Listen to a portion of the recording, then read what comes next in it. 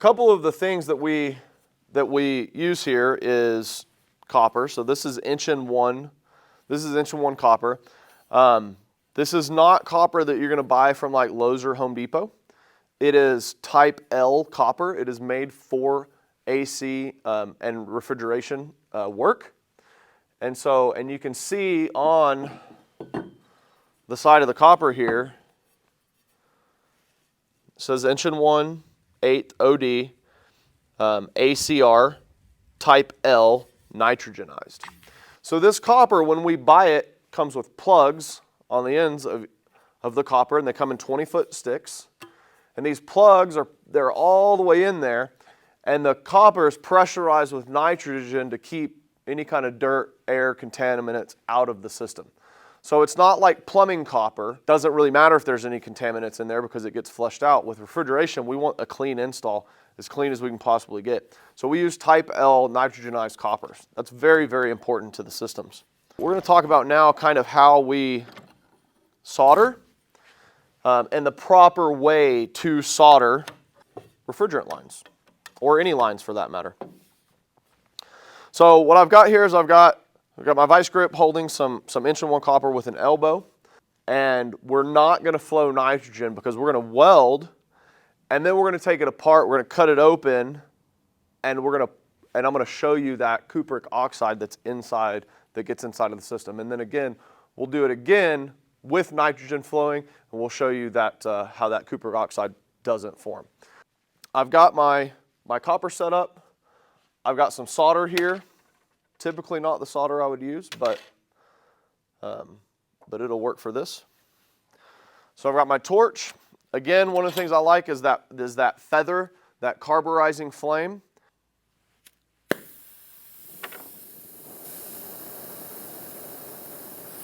Okay, so I've got my feather here. First thing that I like to do is I like to bend my solder to get a nice angle on it.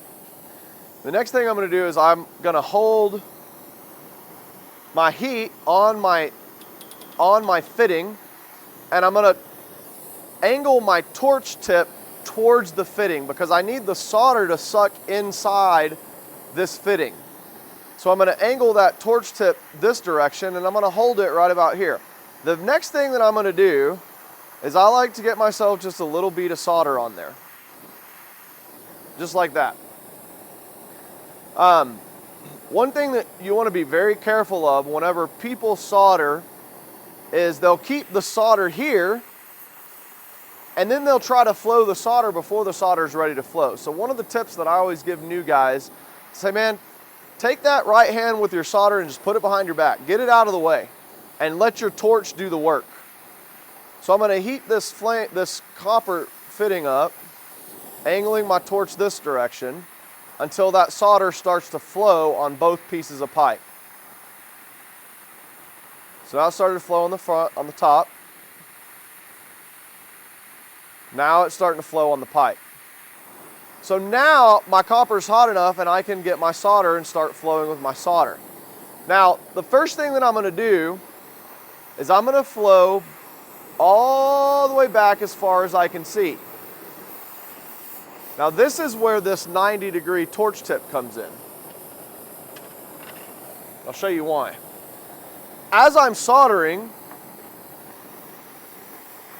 and I'm coming around, my torch, I can access the back of this fitting really easily. But if I had this torch on here, like so, in order to get to the back of this fitting, I've got to get my arm and my wrist all the way around. So by bending my torch 90 degrees, I can get around here a lot easier. Notice my wrist and elbow are back here instead of all the way up here. So it makes it easier to solder in really tight places. So the next thing, got to get this warmed up again. So the next thing that you're going to see a lot of times is technicians will solder, and they'll get this much soldered, and then they'll come back to where they started, and then they'll go back the other direction, like this.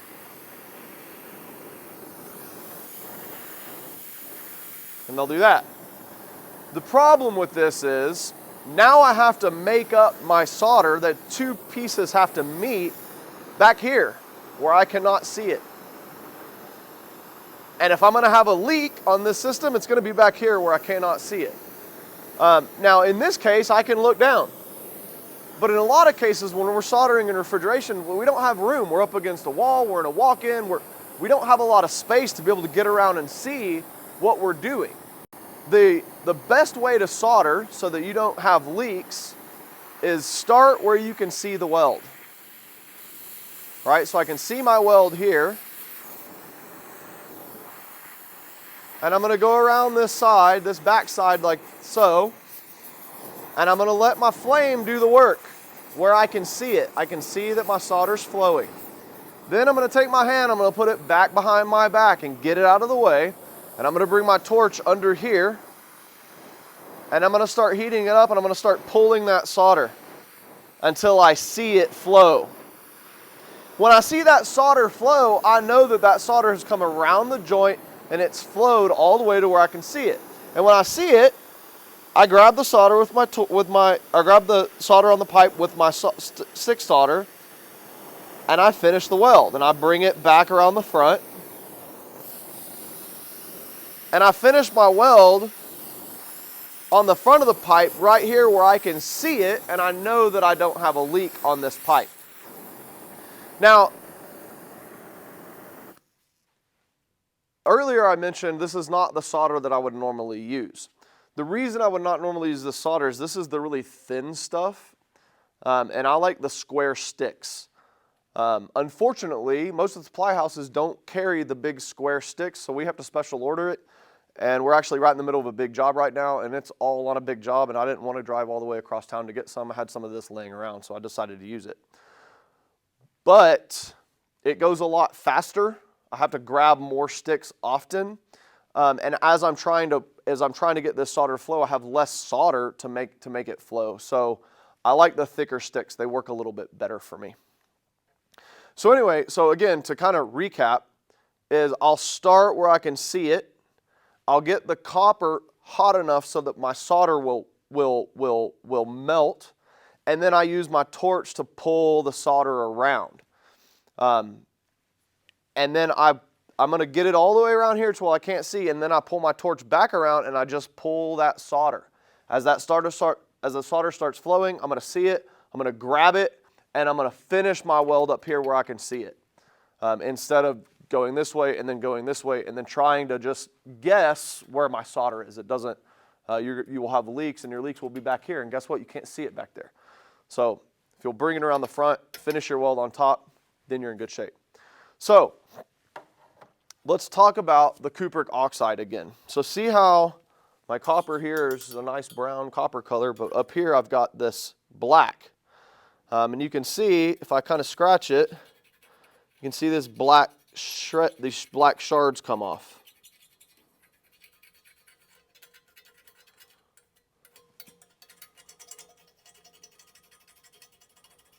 See all that? I've got all this in my hand. Okay. So what has happened on the outside of this pipe due to the oxygen has also happened on the inside of the pipe. So all of this black cupric oxide is inside this weld now. So if you can imagine, we've got a 50-foot line set, or we've got a 100-foot line set, or even a 20 or 30-foot line set, and we've had to weld 5, 6, 7, 10 of these fittings. Every time that we weld, we create this cupric oxide. So when we start up the system, the vacuum pump's not going to pull it out. When we start up the system, it's going to get in the oil, and then it moves through the system, and it's going to get in your filter dryer. It's going to get in your metering devices. It's going to get throughout your system, and eventually over time, it'll stop up your system. So we always like to flow nitrogen. So now what I'm going to do is I'm going to let this cool down a little bit. I'm going to get a wet rag, cool this down. We're going to cut it open, and we're going to look at the cupric oxide on the inside. So stay tuned, and we'll come back and we'll do that. Okay, so we finished welding this. I got a wet rag, I cooled it off, and so just to kind of show you this black, all this black spot is all of this cupric oxide that I cleaned off the top of this pipe. This is what the rags looked like when I started. I grabbed a new rag. This is what it looked like afterwards. This is one fitting. So you can imagine what's on the inside. So I'm going to go ahead and cut this open.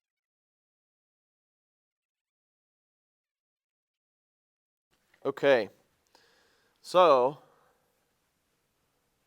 I'm going to pull this fitting off here. And I'm going to come around and show you this because this is just too cool to miss. So, can you see that? You see that? So you can see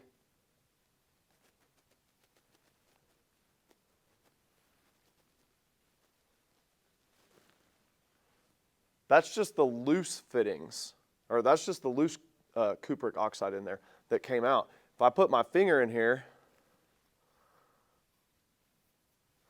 look how much more comes out. This whole pipe, can you see that?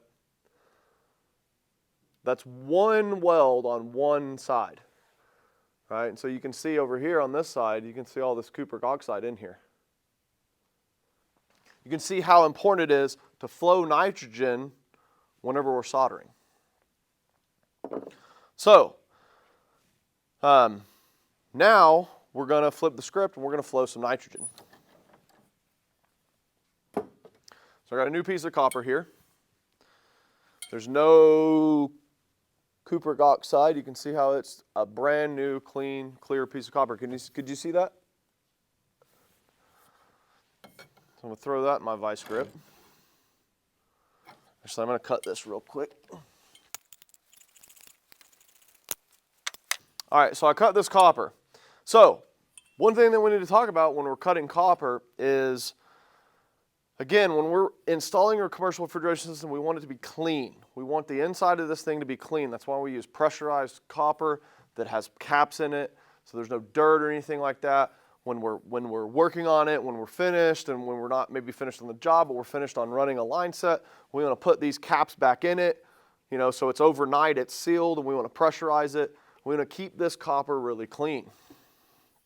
One of the ways that we keep it clean is by flowing nitrogen through it when we solder it.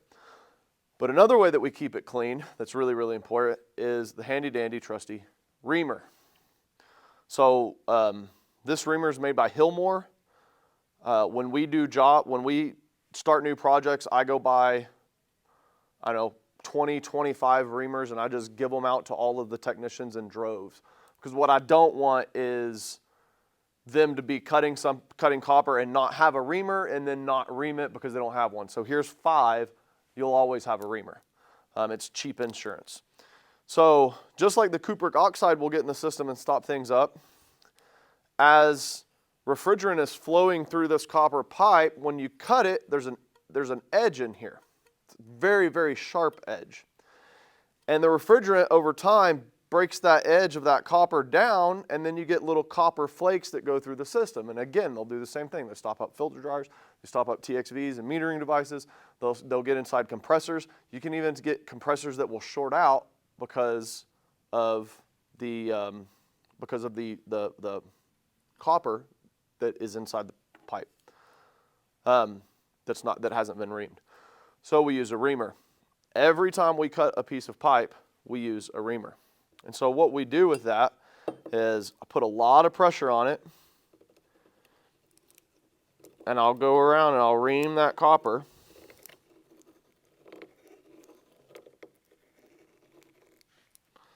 And I'll show you what that looks like. So as I've reamed that copper, can you see that? I've taken that sharp edge off of the pipe. And then I have this nice little copper that I've reamed. Now once you get good with this,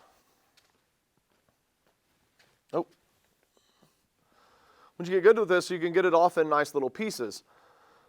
Because as you're reaming this copper, say you're reaming a piece of vertical pipe and you've got to ream it, go to this side,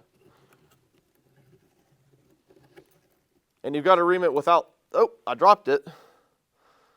You want to not drop it down in that pipe because then you get that piece of copper in there.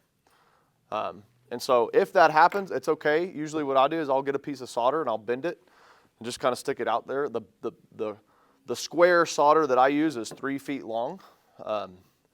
And so you can bend it and kind of get it out of there. But you want to make sure you get all of this out of your pipe. If you can't get it out, you can pressurize it with nitrogen from the other side and blow it out.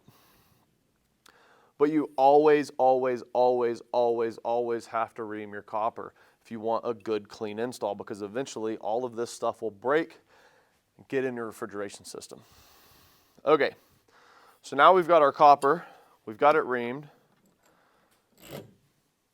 and we're going to weld. Actually, we're going to do, let's see here. There's no cupric oxide there.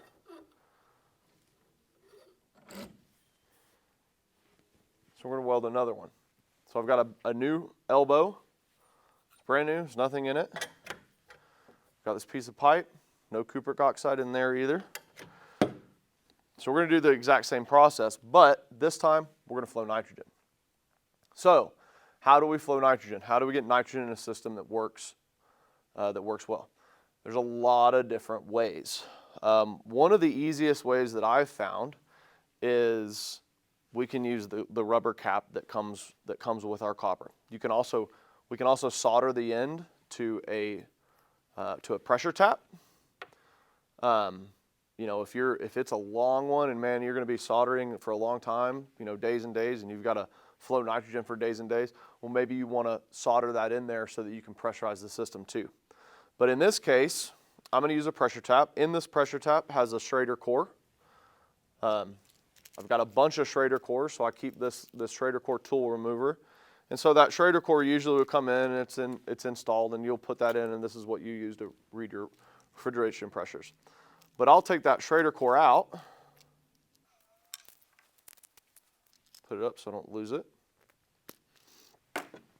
And then I take the rubber cap, and I'll take my knife and I'll just put a little hole right there in that end. I'm not doing much, just a little bit.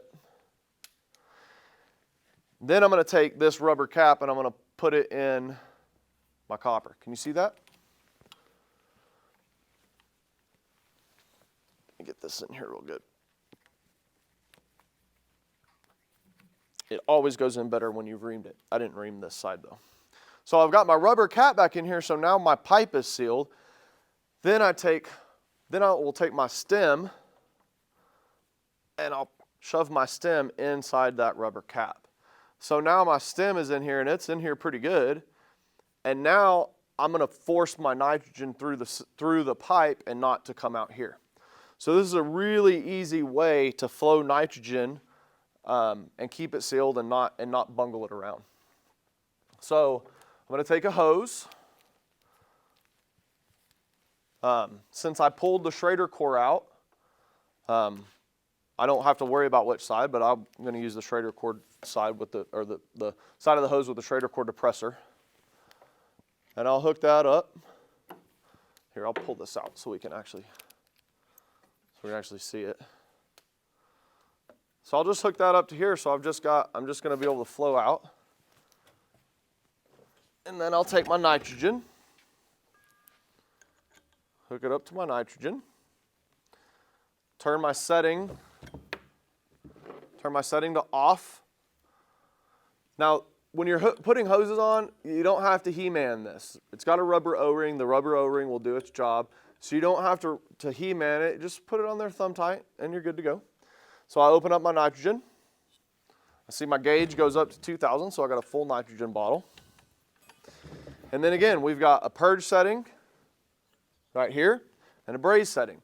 So when I set this to purge, I get a high pressure. And when I set to braze, it lowers the pressure a lot. So when I start a system and I start to weld it, the first thing that I'll do is I'll get this installed in here, so it ain't going to come out. And then I'll set my nitrogen over to purge. So you can hear that nitrogen coming through this pipe, and it's a lot. The reason I want to purge it is because I want to get all that air, I want to get all that oxygen out. And so I'll let it run like that for 30, 45 seconds, a minute. Depending on what I'm doing, I might, if it's a longer line set, I might do that while I'm getting my torch ready or something like that.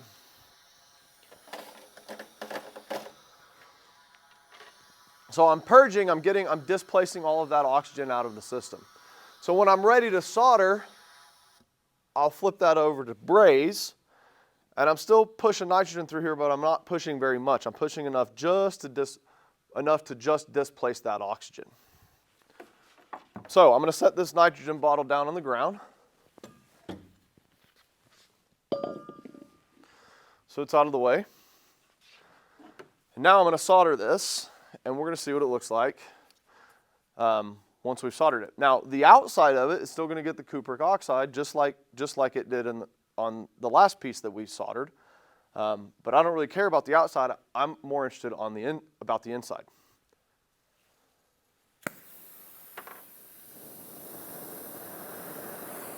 So, one thing, if you want to save money or make your boss happy, this is not trash. Okay, as I use this and I get down to small pieces, it's not trash. I still use it, and one of the tricks that I'll do is, because man, this solder is expensive, is I'll get that welded on that pipe like that when I have a nice short piece, and I'll take a new piece and I'll solder them together. So now I have recycled this piece. A lot of times you're going to see people just throw these away. So now I'm going to go through the soldering process. I'm going to show you again how to do the soldering process, where I complete the solder at the top where I can see it and not in the back. So again, I get it hot, I get my hand behind my back, I'm working my torch with my wrist.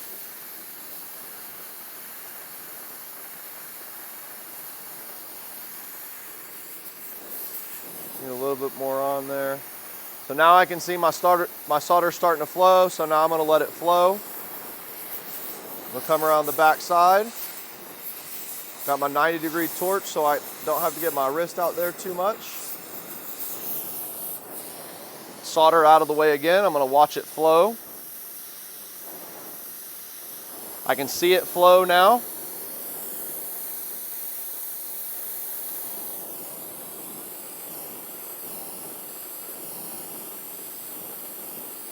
Controlling my heat, making my connection here at the top. Now, there's another process in soldering called capping. After I've done this, I can go back and I can kind of cap this weld.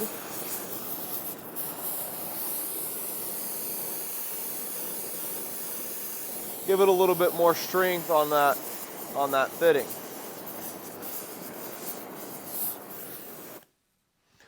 So now I'm done. And again, we've got all this cupric oxide on the outside here, right? My nitrogen is still flowing. And so now I'm going to cool this pipe down again, and we're going to cut it open again, and we're going to see what it looks like on the inside after we've flowed nitrogen.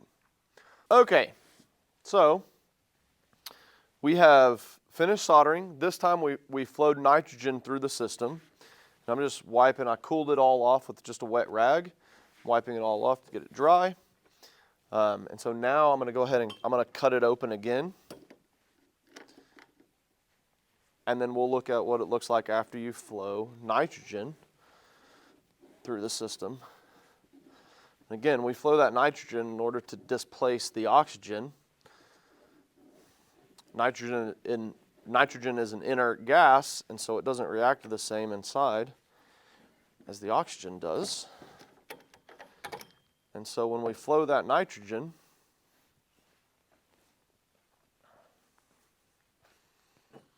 this was the two fittings that we did. This is the one with all the cupric oxide in there, and you can see it. You can still see it in there. This is the one that we flowed with nitrogen.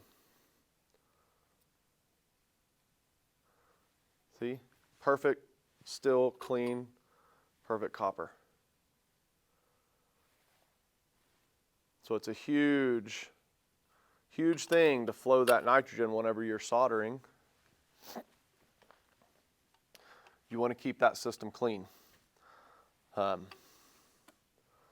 ran into a job years ago, 10, 12 years ago, at a grocery store. It was a brand new grocery store, it just opened up. Service call on frozen food ice cream. Went out, pulled the TXV screen, chock full of cupric oxide. Started looking, went and pulled the next one, chock full of cupric oxide. Come to find out they didn't flow nitrogen when they installed the entire grocery store. And I spent days cleaning TXV screens, changing filter dryers, changing compressor oil, cleaning the system up and getting all this cupric oxide out. So flowing nitrogen is really, really, really, really important. And also, don't forget to ream your copper. So again, my name's Danny with Tri-Point Refrigeration. We're located in Lubbock, Texas and Hutto, Texas, right outside of Austin. Our phone number is 512-651-4565, and our website is tripointrefrigeration.com.